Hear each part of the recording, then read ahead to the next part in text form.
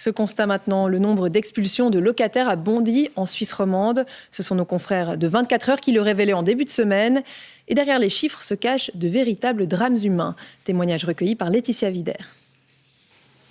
Elle tient à rester anonyme. Nous l'appellerons donc Jessica. Les couloirs de cet hôtel du Nord vaudois sont devenus son paysage quotidien. Donc voilà ma chambre. La trentenaire a été expulsée de son domicile en mai dernier. Des arriérés de chauffage qu'elle a tardé à régler et la gérance a résilié son bail. Hospitalisée pour une longue période, la jeune femme n'a pas tout de suite compris qu'elle allait perdre son logement.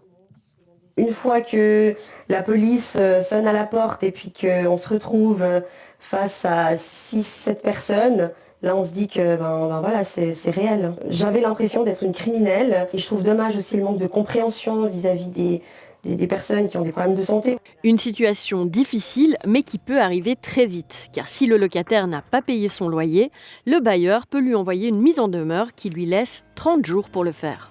Si le locataire ne le fait pas, le bailleur peut ensuite résilier le bail dans les 30 jours pour la fin du mois suivant. Et puis, même si le locataire a remboursé ce qu'il devait, a réussi à éponger l'arriéré, eh bien, le bailleur conserve la possibilité d'exiger l'expulsion dans la mesure où le loyer n'aurait pas été payé dans le délai initial de 30 jours qui lui a été imparti. Même s'il n'existe aucune statistique nationale sur les expulsions forcées de locataires, elles sont en hausse presque partout en Suisse romande. Pour l'ASLOCA, la raison est simple.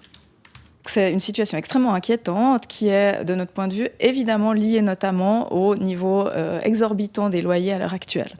Les loyers ont augmenté en moyenne de 30% en 20 ans. Du côté des bailleurs, il n'y a pas lieu de s'inquiéter.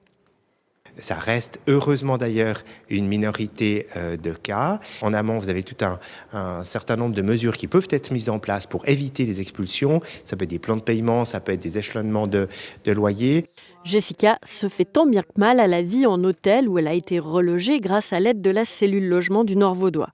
Mais le loyer, à sa charge, est désormais passé à 1 200 francs. C'est quand même une grande différence, étant donné qu'avant mon loyer était de 800 francs. On se retrouve encore une fois en situation de survie. Des aides existent dans tous les cantons pour venir en aide aux locataires dès les premières difficultés financières.